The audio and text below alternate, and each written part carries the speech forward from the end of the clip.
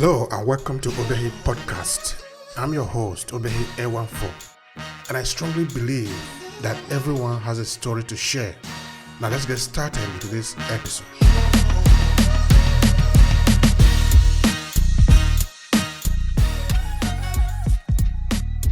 A couple of days ago, there was an event that was organized in South Africa, an international event, where I happened to be part of the moderator of the event.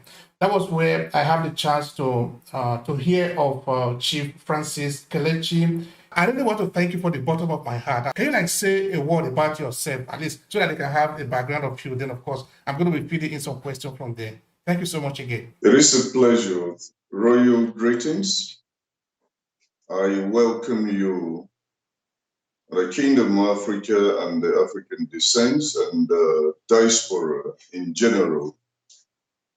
My name, as he has rightly said, is His Royal Majesty King Francis Kelechi Nwaneri, the third, the Paramount Chief of Africa, the founder of SWAF, and of course, I am not found wanting in the diaspora.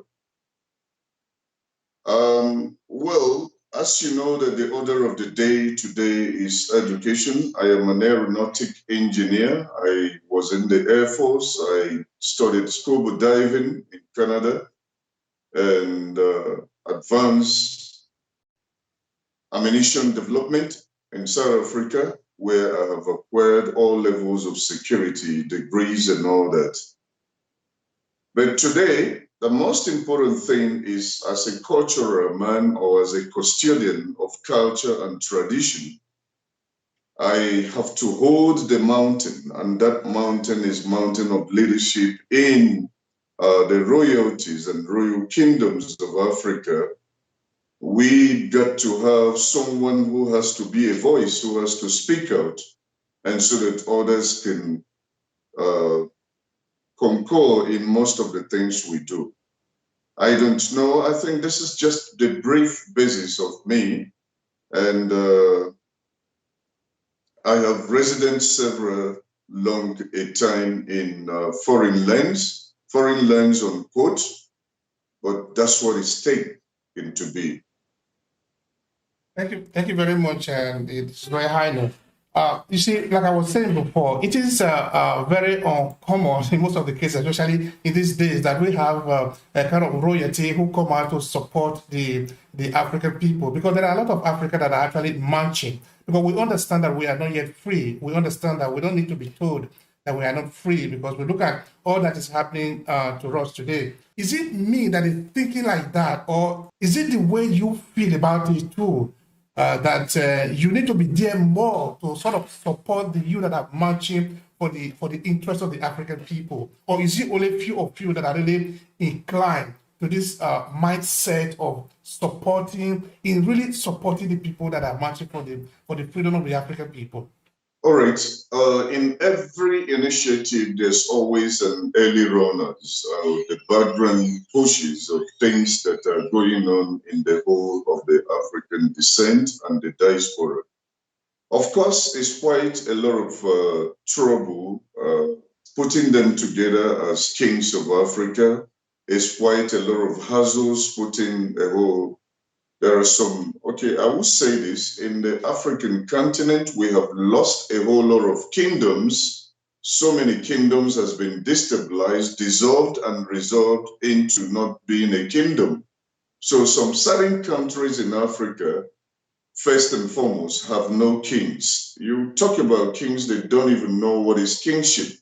And that is the Western gimmicks that destabilize all those. But anyway, we are at the moment putting together in some countries where there are no kings, what we call elders that can coordinate the affairs of the other people in the community. And those elders will later be called chiefs, and chiefs will later be called kings in such countries like Comoros, like Burundi. We have no kings in this place. In those places, and there's quite a whole lot of stress. So with that being said, It's not all of us that are in this shoe at the moment because of such destabilizations of the Western world. Having said that, we then put together some certain plans of trying to communicate their country, even though they do not have kings, royalties, or chiefs who are presently officiating for their country. We put together SWAF. And SWAF now have what we call ambassadors, resident ambassadors, youth ambassadors, and roving ambassadors of SWAF. So they now move into these communities and areas where there are no kingships as functions of the kings and elders. In other ways, it's going to be temporary. Why? Because as long as we didn't have the kings or we didn't have the royalties begin to function, such plans that we have made now will now be taken away for the permanent situation. But yes, we have several kings who are together with SWAF. We have several kings who are working to make sure that SWAF is even representing stronger in the African community because and the diaspora, because the time has come. The time is now. The time is now that all of us have to have a formidable effort as kings in order to make sure that things are moving the way we expect it to move, and as it was moving in the past. Okay, thank you very much for that. You see, there is in this podcast, this particular channel, we pay a lot of attention to leadership. In that the kind of leadership that we have in Africa, we want is not serving us to start with. No, and that is a plain fact. Because if the leadership in Africa were serving our interests, most of the things that are happening in the continent will not be happening the way it is happening.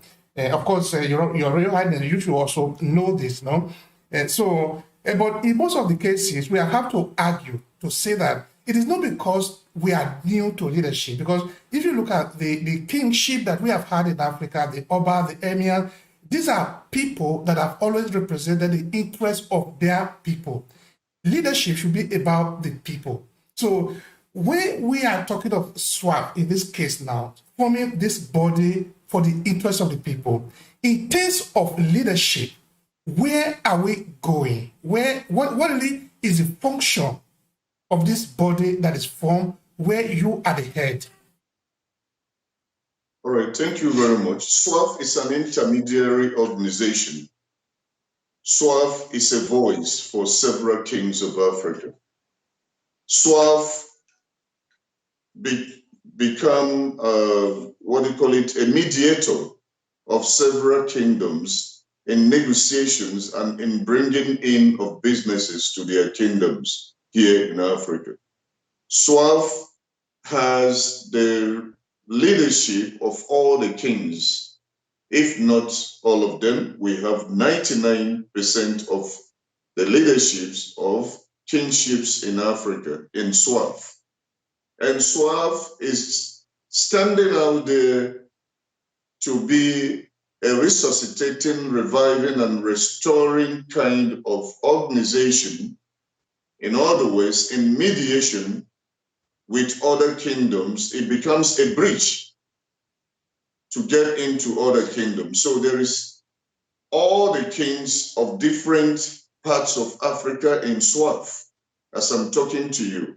We have all the kings from, I can't even mention them now because it's quite a lot that are in SWAF Federation. We have SWAF International and SWAF Federation. SWAF Federation tend to handle the issues, only the issues of SWAF. And what are the issues? The affecting issues from the kingdoms. And like you have rightly asked, yes, the role of SWAF is to mediate, to become an advocate, and to resuscitate, revive the dignity of Africans. And what are these dignities, more especially in terms of repatriation and in terms of restitution? And the restitution is the return of our artifact that, of course, is being spoken about internationally, and we are filing up petitions for such returns. We also have the aspect of repatriation, where SWAF is the motherland organization in cooperation with SOAD. SOAD is State of African Diaspora. SWAF is in cooperation with SOAD so that whatever SOAD is doing in the diaspora and SWAF is in, we can marry it together, or we can expedite whichever decision or whichever implementation that SOD wishes to see on ground. I don't know if I've answered your question. Yeah, you have answered it, sir. You have answered it. Now, in relation to the situation that is facing Africa, which is, of course, leadership is part of in a great way. When the issue of swap, like you just made mention of, came up, it became a kind of a welcome development, no? That we are trying to find a solution. We African people, we really need a solution to the problem, no? Now, I'm trying to look at the diaspora community because this is a fight that is not only from one front. It's a fight that is going to be from different fronts. And this is one of the things that I actually take away from the conference that was organized in South Africa recently. Can you tell me how is the diaspora community responding to this demand for a kind of, I don't want to say a rebate. We need a rebate for the system, no? So how is the diaspora community responding to it? Because now we are all going to be working together for the progress of the African people. Well, I'm not into politics, but I am a full custodian of culture, customs, and tradition. But to digress a little and not to deviate, I will say this. The Biafran community is just like the Oromian community in Ethiopia. The Oromians being oppressed by the others, which I wouldn't want to mention names, and the Biafrans being oppressed by a certain community, or what do you call it, certain populate in Nigeria. Yes, the Biafrans sat there and at the moment are sorrowful, just like we have the Amazonians, sorrowful, and the Romians, sorrowful, but yet they are sitting up to say we support this issue of the diaspora coming through SWAF Federation. And SWAF Federation anchoring this is making us to understand we have gotten leadership that can withstand the test of the day. And that test of the day is unapologetically being a proudly African in 100% initiations of Africans' descent. I'm going to say this again, the Biafrans, as your question goes, are there in support because they have seen that the repatriation aspect and the restitution aspect is going to benefit the Biafrans also. Because our sons and daughters were slave traded some 400 years ago. We are not exonerated from that very trip of repatriation and restitution. So Biafran support is with us. And I pray that Biafran stands on their ground. And I'm praying for such because according to the world powers, they say 30 or 36 years of the warhead being alive, a sovereign state will be granted to certain regions and all that, according to their knowledge politically. That happened with the time of the warhead at that time, which was Ojukwu. But nothing happened. They ignored it until he passed on. And to be eloquent over this, I keep asking questions. Why must we, the leaders, keep quiet of what happens in some certain regions of Africa, not taking it headlong until it gets us in our own constituency? It means we are being dealt with singly. And remember, and I remember this, during the time when my father was alive, he had decidated something by putting, I don't know if the international community will understand what is a broom. When a broom stays together, it is hard to be broken. But when you pick up the broom singly, it's just a twinkle of eye, you will destroy the brooms. And that is a product that comes from the palm tree. For those who do not understand it, you can break it singly, but if it is together, you struggle. If we begin to have a formidable effort, joint things in the whole of the African descent and community, it will be hard to deal with us.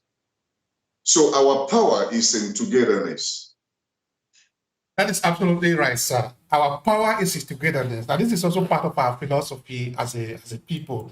And because if we are together, then we can withstand any form of challenge that is facing us. And one of the challenges that is facing us today, of course, I'm posing this question to you because you have a background in military, in security. One of the major challenges that we have today in Africa is the destabilization through the use of small pockets of violence here and there, which are not really deeply rooted. They are just there on the surface to keep burning, to keep distracting the people. And this makes it very difficult for some nation to make progress, because when there is destabilization, it is difficult to have headway. You can look at Congo, you can look at many other parts of Africa as well, because these are some of the issues that actually could have been solved if the people really want to solve it, But instead, they don't solve it. They just let the bubble keep on, and is really killing the continent. Now, from your experience, from your military training, you have got a lot of training and from military background, security in South Africa. Of course, you are highly respected there. Tell me, how do you feel about this destabilization in different parts of Africa through the use of military strategy that is not allowing the people to focus? Because if you cannot focus, it is difficult to make any headway. Well, the answer, I always say, what is eating up the bean is within the bean. And I'm going to say this at this point in time. If we are not destabilized, the Western world will not be receiving anything from us. They will not survive. And so the instability is part of the new law order. I repeat, if we are not destabilized, we might have expatriates in different military functions and arms. It's not going to work, except we come together, except we respect one another as Africans, except we'll begin to see the importance of one another, except we come together and know that there is no other way rather than having that formidable effort to operate.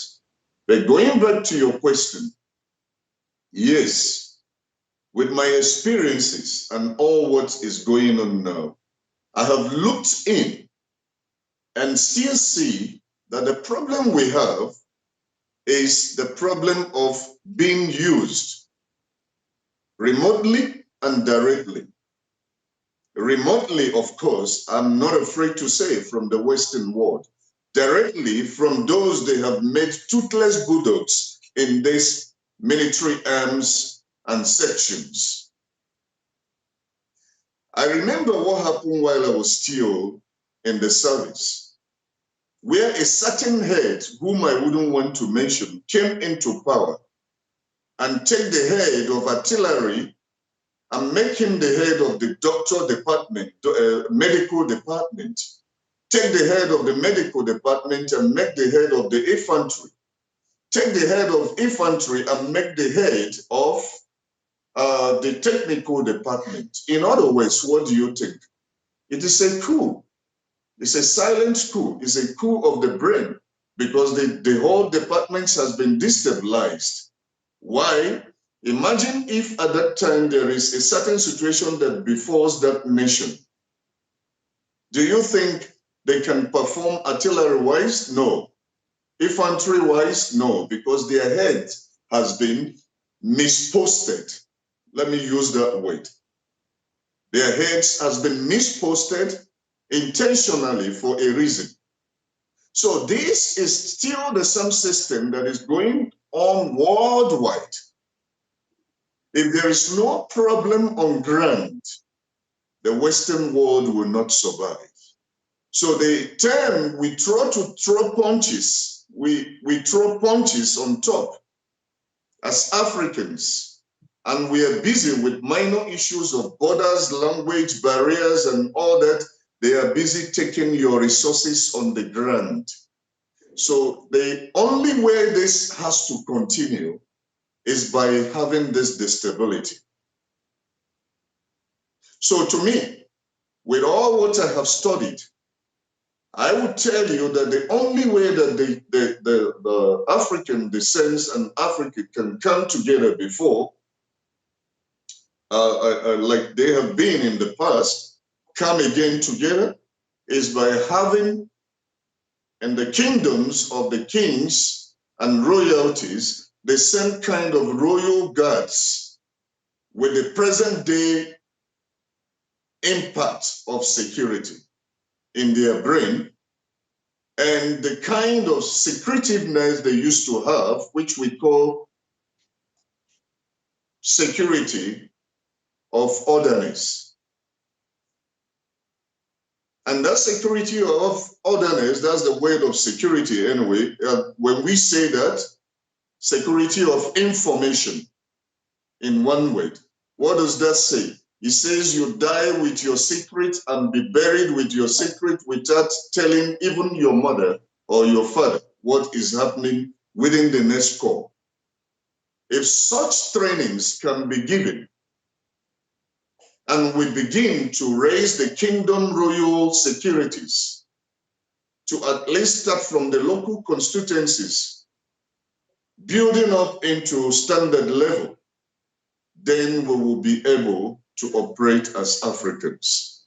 But if we continue to operate with the modern day security, which has been infiltrated, which has been one way or the other divided and monitored and controlled in the Western functions and ways, I am telling you that we will continue to fail in security. Thank you so much for that, sir. It's very important that question, that aspect. No? So I'm going to spend another one question there, and because you are an expert in that area, and it is very important for us as a people in that the way the system basically run in Africa, it appears as if we are new in this world, but we are not new in this world. This is a continent that have formed empire, that have formed kings and queens, and people have fought, have created civilization. It is not new to us. So the remaining of the security again, why is it not possible that we can begin to start really organizing training? Because, for example, the United States said they wanted to protect Africa, which is, of course, a lie, by creating Africa, which, of course, is settled in Germany. But then we did one podcast and I was saying, it is not true. The United States cannot form a military command to protect Africa. That is a lie. Because every military is formed to defend its own people, their own interest. The only military setup that can defend Africa will be formed by the African people, financed by the African resources, and formed by the African youth, African men and women. And they will be prepared to live and die for the sake of this mission. That is the only hope we have. Nothing else is possible. So among the kings makers in Africa, among the people who we look upon as leader, is somebody thinking in this line of, of creating information, for example, that can be available for the survivor of the African people? Because nobody is going to save us. Jesus is not going to save us. Muhammad is not going to save us.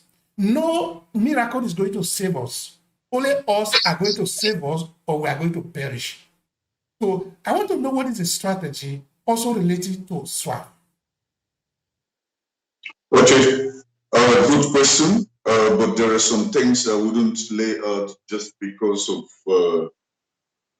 the book, and we are not supposed to say those things until we hash it up. As SWAF Federation, we have the Federational Royal Guards, and we intend to have the Federational Royal Guards being trained by me and sent over for trainings. And in such procedures, we have already our manuals and brochures of training. And this training is not against the government of Africa, neither is it against the government of the West, but to instill the olden way of guarding Africa in their heads. So we have called it SWAF Federational Royal Guards. SWAF Federational Royal Guards. And we are busy sending already proposals to kingdoms for acceptance, and the whole lot of them have endorsed that. And they are ready to send 4 to 5 personnel down to us, and it becomes a way of interchanging our culture while these trainings are going on. At the end of it, the 5 people or 4 we have trained will now go back to the kingdoms. It will be their responsibility to go back to the kingdoms with the manuals that we have already made to train others.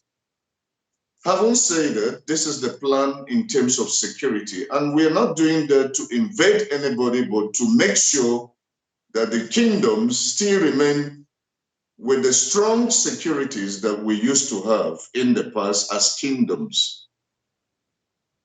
And when I say kingdoms, remember, charity begins at home.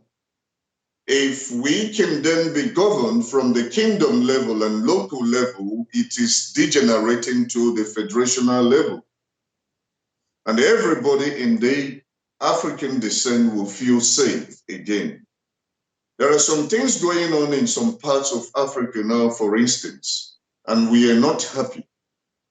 We are seriously not happy, and we are writing and speaking and fighting against all that, and believing that very soon, if we are able to spread out our royal guards and with the powers of Africa endowed in them,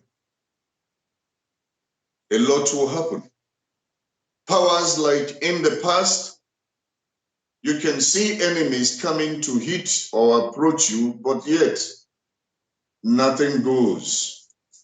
And that's where I speak my language, or DAC. Such are the powers that we all had in the past. And we had the warriors. The warriors are being kept in each kingdom of Africa for such purpose, to protect the kingdoms. If such was in existence, some certain things happening in some parts wouldn't have been happening. I remember I was told a story whereby a certain woman was protecting a certain deity. As they say, we're idol worshippers. Who set the pest?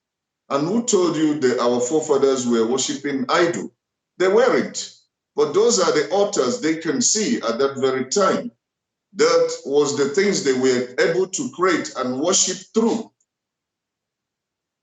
as it was also biblical. But at that point, when the Biafran and Nigerian war was going on, there is a certain deity that was protecting the women, and there was a certain deity that was protecting the men. I'm not deviating, but this is important. That deity, there will always be a drum. We call it Udu, Udummiri, which is a drum of water. There will always be a drum of water, and that drum must be filled by the ladies around that kingdom. They fill water there. If the Biafran soldiers come and chase him, because what they were doing those days was to rape women, take them away, take them and cut their heads and all that. As they appear, that deity will appear as a young girl in front of them. As they want to grab her, it will turn to an old woman.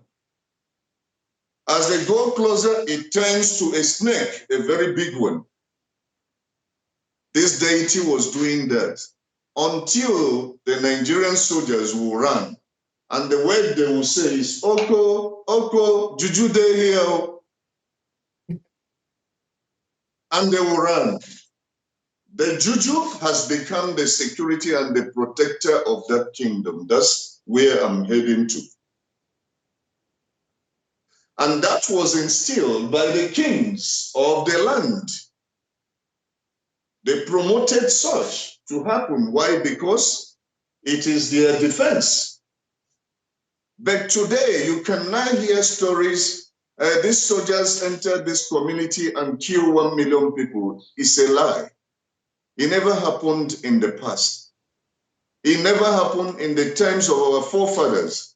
It never happened during our ancestral worship, as they said. Of course, I'm a Christian, but a Christian who believes in his culture, tradition, and customs. It is also biblical to let what belongs to Caesar goes to Caesar, and what belongs to God goes to God. So in this time, everything is in the kingdom. If it was there, like in the past, we were going to be saved with what is happening today. But anyway, the past is the past. We're not dwelling on that, but let's hold on our culture, traditions, and custom. Let's not let all these things go away. Internally, it will help us security-wise. We don't need the foreign protection. We don't need the Western protection or Western intervention. Before we are Africans, we solve our problems in African way. This is what I'm talking about in terms of protection.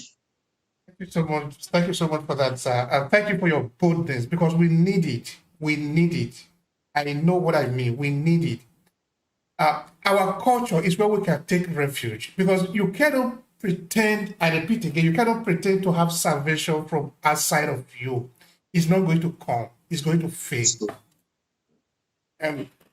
You see, I really hope that there are more people, there are more royalty in Africa who come out to defend the people, because this is what we are talking about by leadership for the interest of the people.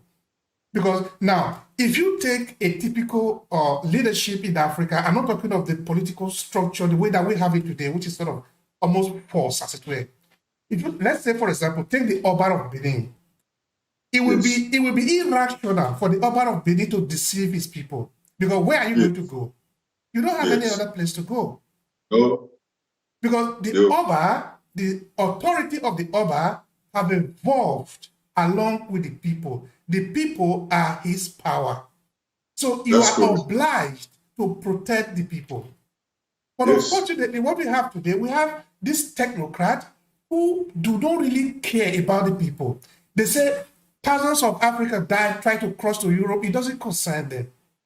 Because it hasn't entered into their consciousness that these are your people. So this is why I'm really happy that you are speaking from the point of view of the interest of the African people, because we need it. We need it to the grassroots to be able to understand the relationship that exists between you as my leader and me as your follower, because without me, you are not there. Without you, I am not there. It must be one and the same. Mutual, yes. All right. So the question I'm really driving at here now is, how is it possible for us to marry these two together? This traditional system that have evolved for thousands of years, that's supposed to work, this importation of civilization, if you want to call it, of the European, that they forced on us. How are we able to go hand in hand with both of them? Your I didn't get responses. that clear. There was a little break. Okay, what I say there is that this system that we have, for example, looking at the system of the Oba, this is a very fundamental, very well explained, clear, very simple to understand, that the people have been part of for years.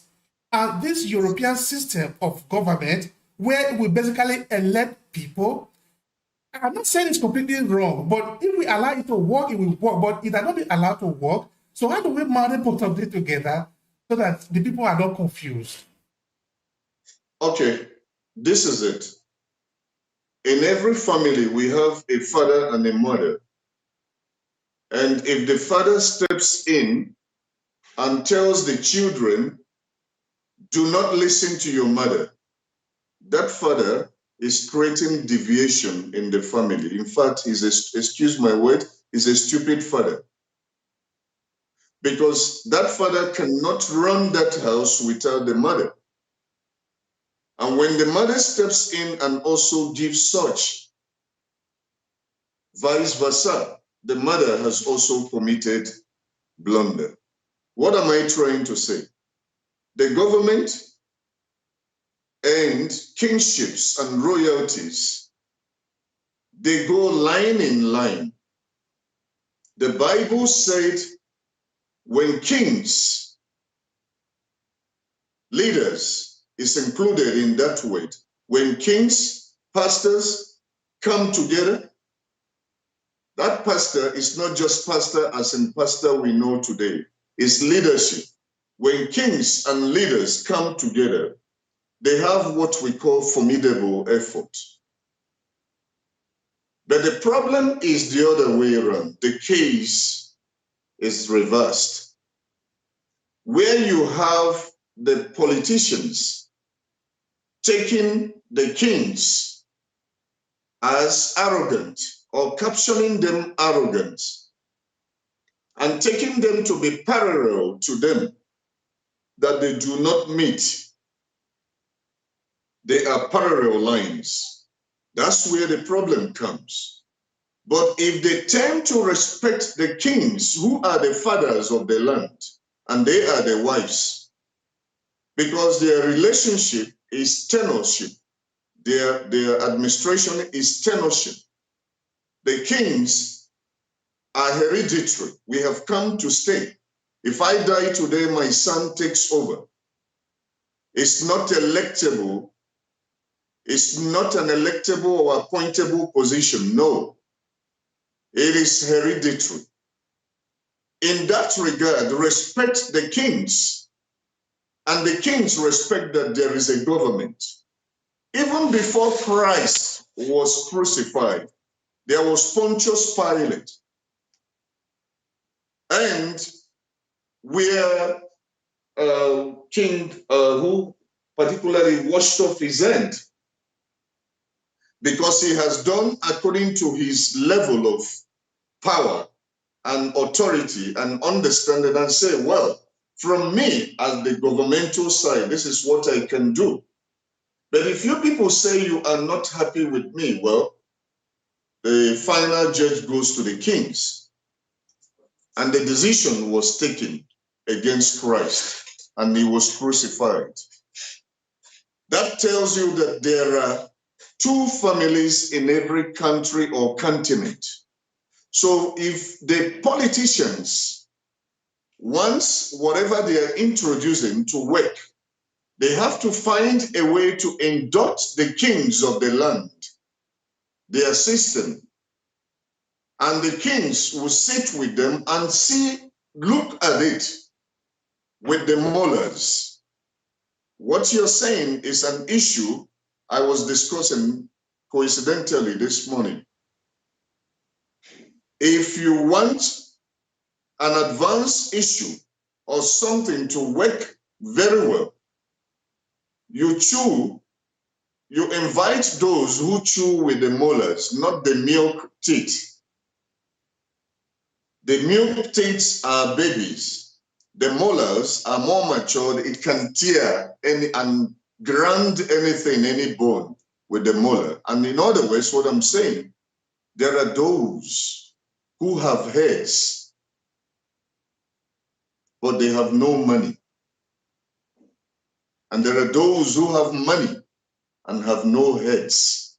Wisdom in Africa. So when you merge up these two, the molars sitting down together, where there will be a mixture of those who have brain, have no money, and those who have money, have no brain, it will shift itself automatically, because those who knows that I don't belong here becomes a weed, and they know they will be weeded out while the crop will grow. I'm speaking affirmatively for you to get me much better. And I want you to understand what I'm saying is that these two bodies need to work together. I didn't say there will be no government. Of course, it will be completely impossible where there will be no government. But the government and kingship should work together, not for the purpose of corruption, not for them to corrupt one another or to bribe one another, not for them to say, shut up, you become a toothless bulldog or obedient rubber stamp because of the money I'm giving to you. Shut up and do as I say. Nobody should remote each other. No, they work together for the interests of the community. Then things will be fine. Thank you very much for that, sir. You need to be very clear here. I need to thank you for your boldness in those areas, no? Because the people must always be the most important, because that is what we are serving, the people. Okay, absolutely. Now, there is a question that is going around in the minds of many people, including mine, no? When it comes to the responsibility of African leaders in what has happened to us. In that, in most of the cases, we often tend to be innocent, no, of what has happened. Whether we are talking of slavery, talking of before then, talking of after then, the neo-colonialism and the rest of it. In most of the cases, we have hardly seen African leaders come out to take responsibility for some of the part that they have played. Because we cannot pretend, I personally do not accept that we are innocent in everything that has happened to us as Africans. So, from your point of view as a leader, as a traditional leader, do you think it is even possible that some African leaders should own up to their responsibility to what is happening to us? Absolutely. I agree with you there, because biblically it said, I think I mentioned it on the day of the event, that beware of dogs. It's not beware of dogs outside, but inside. Dogs are inside and not outside. And that is in Philippians 2:3. It says, beware of dogs. And I'm trying to use that to illustrate what you have just said. Obviously, among every 12, there is a Judah. There is a Judah amongst us who actually perpetrated or aided or helped these whole crimes going on. Just like in the time of slave tradery, with the question you asked me here, we are not totally innocent. It was our own brothers, some of them within the community, that shows the Western world where their people are.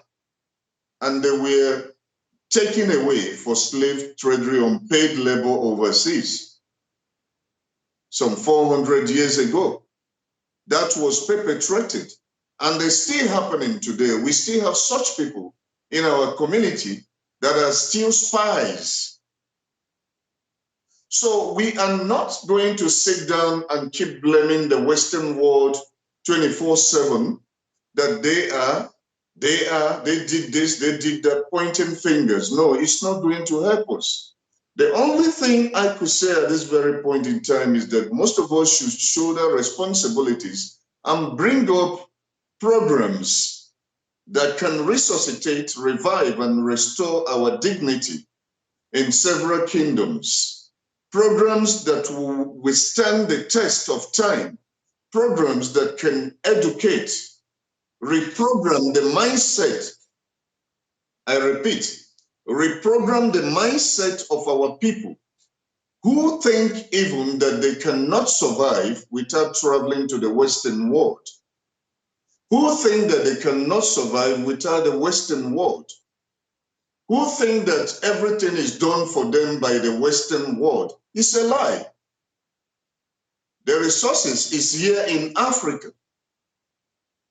I was proud to tell one, I wouldn't mention someone. I said, listen, Africa is very rich. And in land mass, we can accommodate all of you all back, and we will not be choked or suffocated. Africa is wide and big enough to do that. And with the natural resources that the Lord has endowed to us, if we or you guys can allow us to manage what we have, it will be wonderful. We will come out. Who says Africans are never do well? Who says Africans cannot do it? But the challenge is that we are not given a chance. The most challenge is that within ourselves, we do not believe in ourselves. A situation whereby a child will be sick now, you will see the father running out to go and get a visa to take the child overseas. What are you saying? There are a lot of doctors trained. What are those doctors doing? Are they just a symbol or a toothless Buddha? What were they trained for? We want to build bridges. We get experts from the Western world, whereas we have civil engineers here. We do not believe in ourselves. Let us start to believe in ourselves. Let us shoulder the responsibility of indigenous organizations.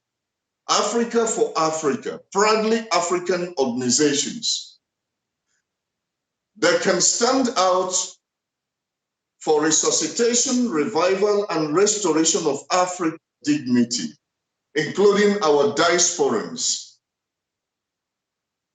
This is the only way that we can begin to move forward, because we have acknowledged our mistakes as leaders of Africa. We have acknowledged our mistakes as kings. We have first felt the remorse before blaming the next door neighbor. There is no robbing or stealing or thieves that comes into a house without a spy of the house to them. The spy would have told them where the keys are or is, or where the doors are and where the loopholes are. So what I'm saying is that I will speak this in my language.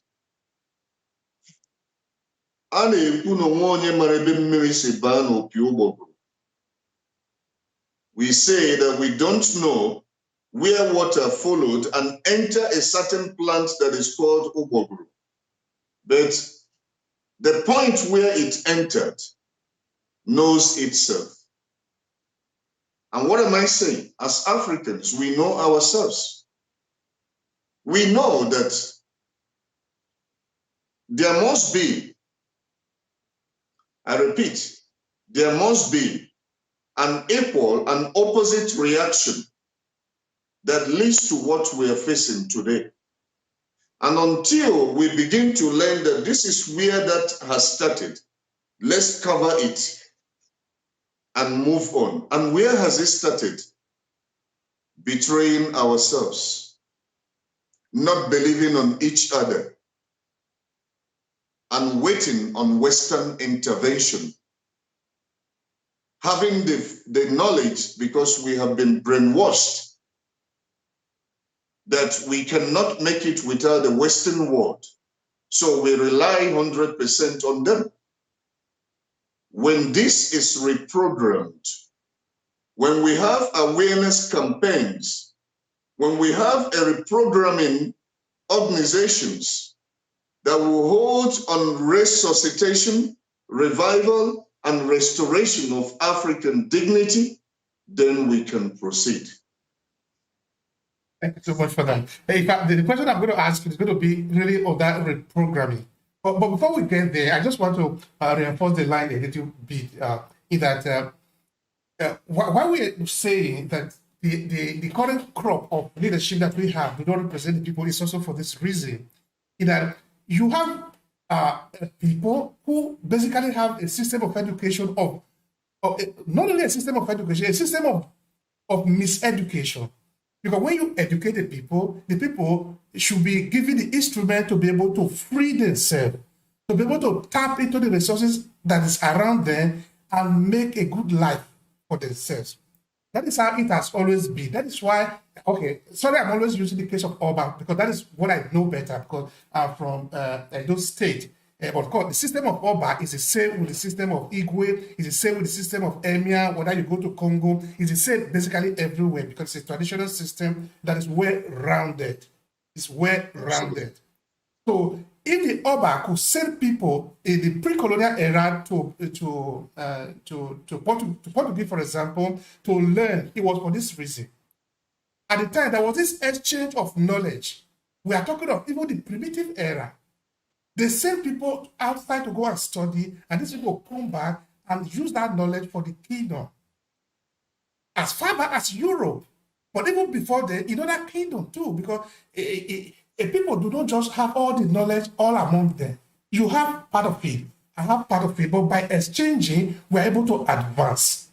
So the kind of knowledge that is circulating around us is so bad that it's not even helping us to grow. Let me give you just an instance. The Nigerian electricity.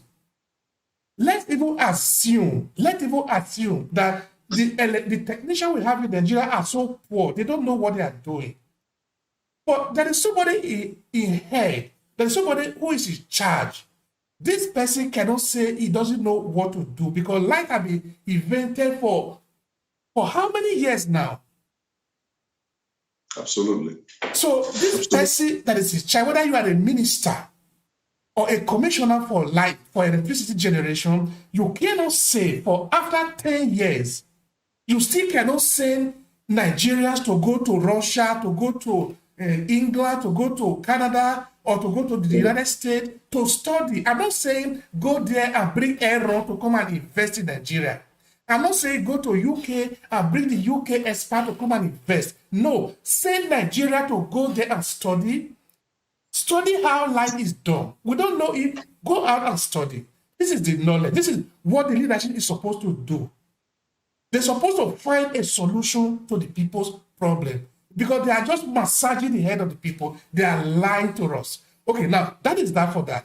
Now for SWAP, for the new reprogramming system, I don't know if there is any part you want to share with us because we are really very important. We are so key about the solution.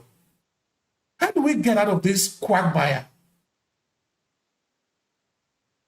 Well, as you said earlier concerning our leaders and what is going on, I still keep saying this, and I think I mentioned it during the event time, that the most important thing that we must do is begin to initiate several inter-country cultures, program inductions of African descents.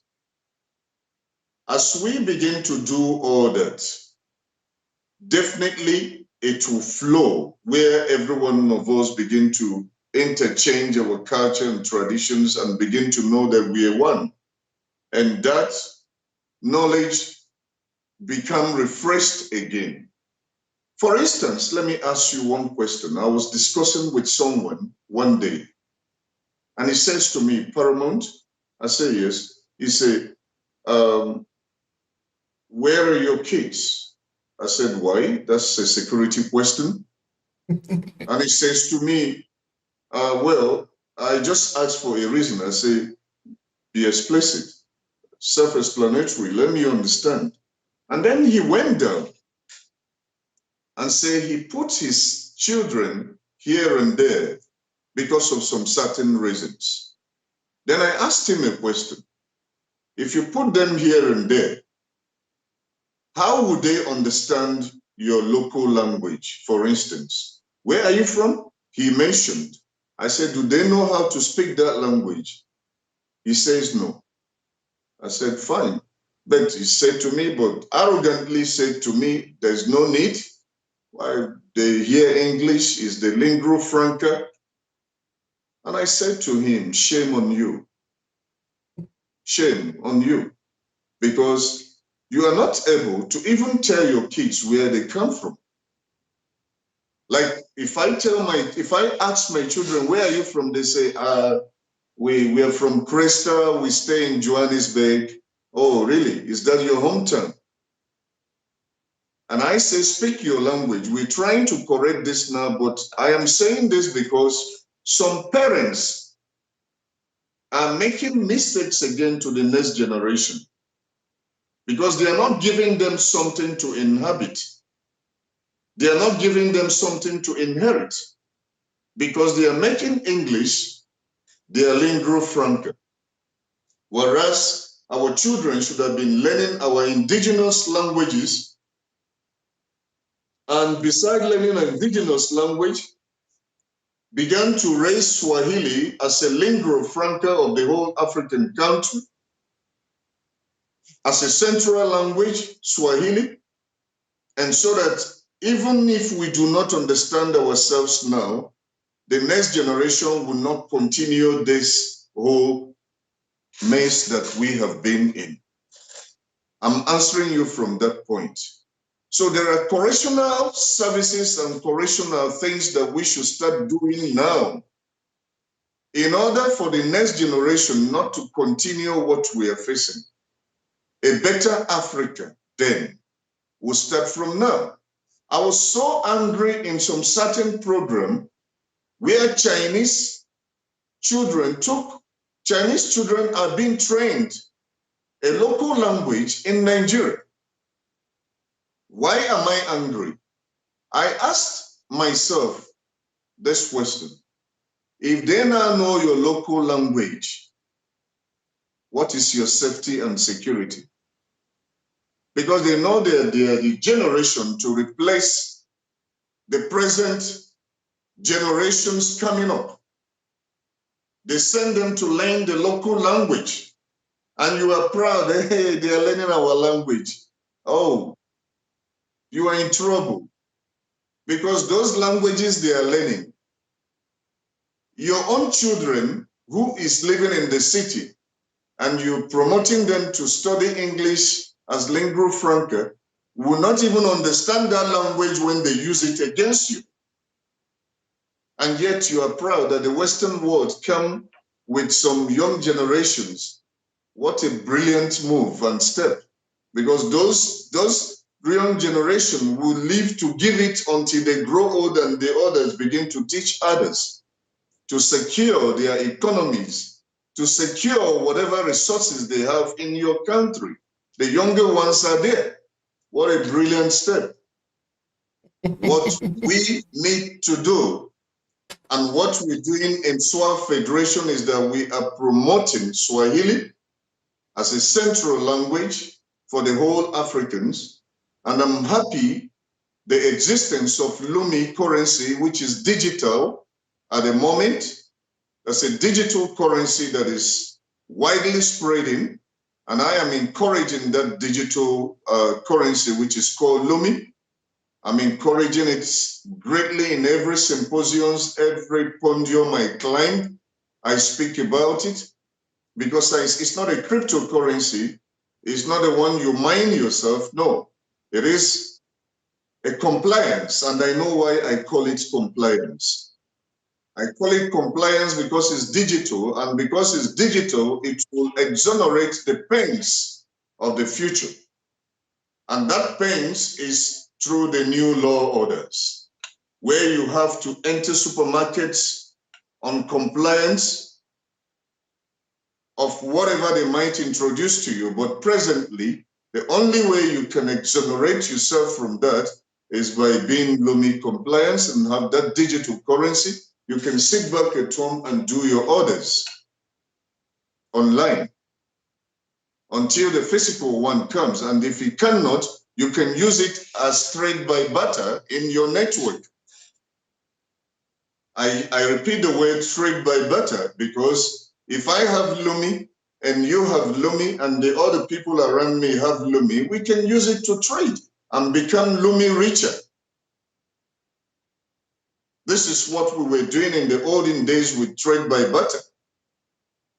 So I'm also happy that some 2 years ago, while I remember I attended the meetings of the Pan-African section, Nkosazana Zuma has been pushing for one passport Africa, and that passport is out. But now, still in the corridors of power, what is he waiting for there? The passport should be given out. The passport is only going to be 90 days. You don't need to start looking for visa and what and compliances and all that. You just take your passport as an African and cross the border, though there is a controlling visa at the port of entrance. You get a controlling visa and you do your business freely without being stressed as an African.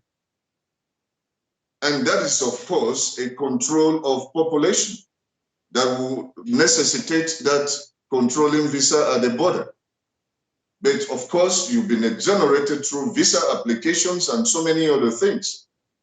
So SWAF is standing out as an advocate of all this I have mentioned, according to your question. Thank you. That is very excellent, sir. It's only because of time, because this issue that are cropping up, especially even the question of currency. Of course, I'm going to talk to the Prime Minister about it, because I've already negotiated for the interview, because that is a very important part of it's important part of the entire network of the African Diaspora Community Group, in that we need to have information that is important for us, related to money, related to how we control our money, because money also is power. Anyway, we will come to that. And now, just before I let you go, Sam, another important thing of the time that we live in today is the data. How is there anything that we are doing towards that? Because, of course, these have been plaguing us very badly. I'm talking of Africa generally, because we don't have enough data, and because we have limited data, this is not helping us when we want to expand in certain area. Of course, data is not only in terms of digital data. Data is something that has been there for a long time, no? It just because we haven't collated enough of it to be in our possession. So in SWAF, for us to be able to work together, because now we're looking at the entire Africa global, is there any plan towards data collection and control, of course, because we need to control our data too? That is the question, sir. All right. In terms of data control, we have databases. If, of course, that's what you're talking about, or are you talking about data as in network, or data as in our control? No, data as a kind of as a resources, no, so that we should be able to know who we are, where we are, who knows this, how can we do this, what resources do we have, all these different kind of data that should be under our control. Okay, I do understand that now. Hence, we also spoke about restitution. Restitution is the return of our artifacts. But the question now again is, if the artifact is returned, where is it being taken to? Yes, of course, we have control over that. We have beginning to ask our kings to begin to draw their trees. And when I say trees, what does that mean? Begin to their lineage, to draw the hierarchies of their lineage and from who to who. We have begun to ask kings to keep them in their archives, create kingdom kingdoms, create kingdoms, museums, where we can keep some specific things as an identification of such kingdoms. We are having programs of induction towards how they can do that in terms of their database, because information is very important. And if any information that dies with you is a useless information, it's not passed on to the next person or to the next generation, it dies with you, then there is no information. Based on that, we in the past used to have some form of creation of artifacts to keep our data of who we look like and how we used to be and the dress we used to wear. We design it through the artifacts that were forcefully looted. And of course, anyway, the artifacts are coming back. But I'm trying to say presently, since the present day technology is allowing us, we have encouraged, excuse me, several kingdoms to begin to put their things together, their archives, begin to put it together in their respective kingdoms, not in the national museums, because in the national museums is still exposed, of course, to the enemies. Let me generalize that statement through that. Let me not be too specific, but I'm trying to say we have some things that I wouldn't want to air out here, which is for the sake of perfection within the kingdoms that we are doing to see that our informations are kept.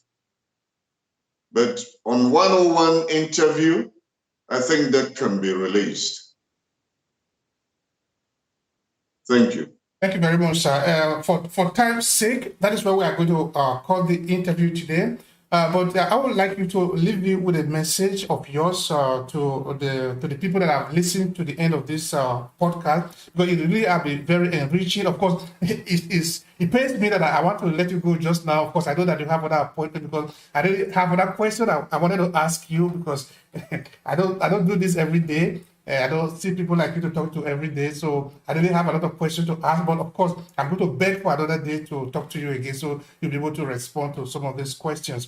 But I would like you to leave the audience with a message of yours. It can be towards the diaspora, or a kind of a refresh of the SWAP group. Like, for example, somebody want to even know more about it. How should this person come in contact? Things like that. So what would be your last message to conclude the podcast? Please go. Okay. To such situation, we have www.swaffederation.co.za. I repeat, www.swaffederation.co.za. And you can as well Google the Paramount Chief of Africa. You can check out my YouTube pages. You can get in contact with us through that. In Facebook, Instagrams, we're all over. You can as well link it up to Royal News Africa, which is our radio station.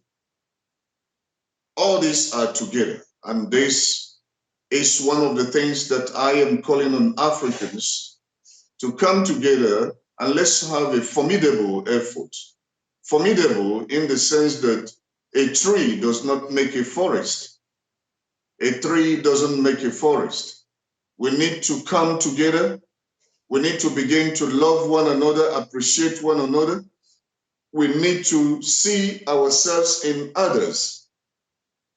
We don't need to humiliate ourselves, and we don't need to keep waiting for the Western intervention while our houses are burning. We need to have this as a culture, tradition, and we keep wording each other on daily basis. We need to interchange our culture through the network. Feel free and do not be so comfortable within the comfort of a certain country. Trade out. There is technology today Let's use it to trade out within African continents, interact with one another, exchange culture. Till we meet again, I grant the next interview when necessary, and I would want to speak more on this issue of the diaspora and African descent. I will rest not at all until we see that Africa stands together, until we see that Africa is fully emancipated. We are not emancipated at all. And until we are, the Paramount will continue to exist. Even if I'm not there, there will be another Paramount. And that will continue to produce liberty to Africans. But until then, I am saying to all Africans and the diasporans, according to the slogan of the State of African Diaspora, they say to strengthen Africa through the diaspora and diaspora through Africa. Let us all have that strength embodied in one. Then our dreams will be achieved. Until next time, I remain His Royal Majesty King Francis Kelechi Nwaneri III, the Paramount Chief of Africa and the founder of SWAF, and I say to you, Uhuru Africa. If you enjoy this podcast, make sure you subscribe so you never miss any of our future episodes. Rate and review Obehi Podcast and share with your friends who might need it. I remain Obehi Ewanfo. Thank you so much for listening, and talk to you in the next episode.